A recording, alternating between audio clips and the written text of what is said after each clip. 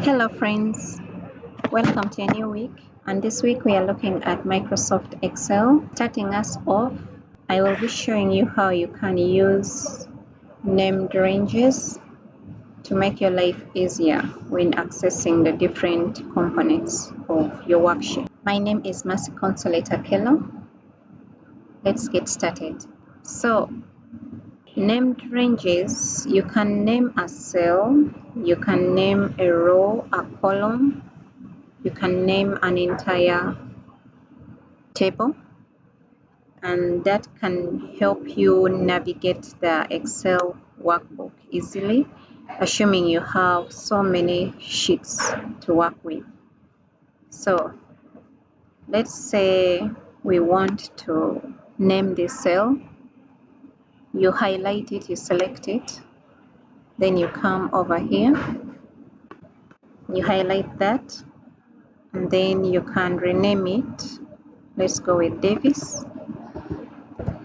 And the case does not matter, you can use lowercase, but for names we use proper noun. So that, then you press enter,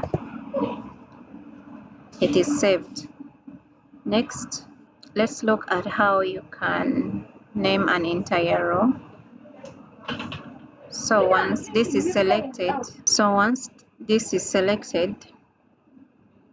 you can come over here and then rename it to row 10.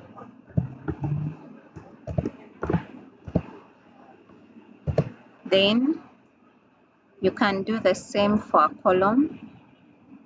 Let's name this, rename this names, enter. You can as well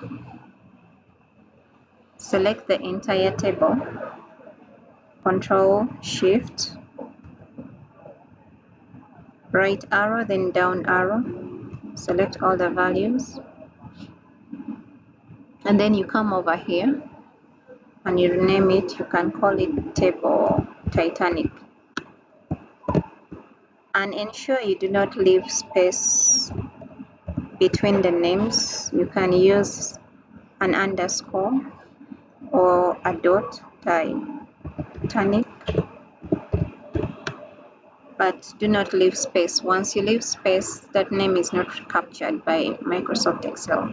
So enter. Now, assuming you leave this sheet Titanic and come to pivot, and say you want to navigate back to any of those values you captured earlier, you can just select Davis and it takes you to Davis. You can just select row 10 and it highlight that. You can select names and it will highlight that. You can select Table Titanic and it will select the entire table.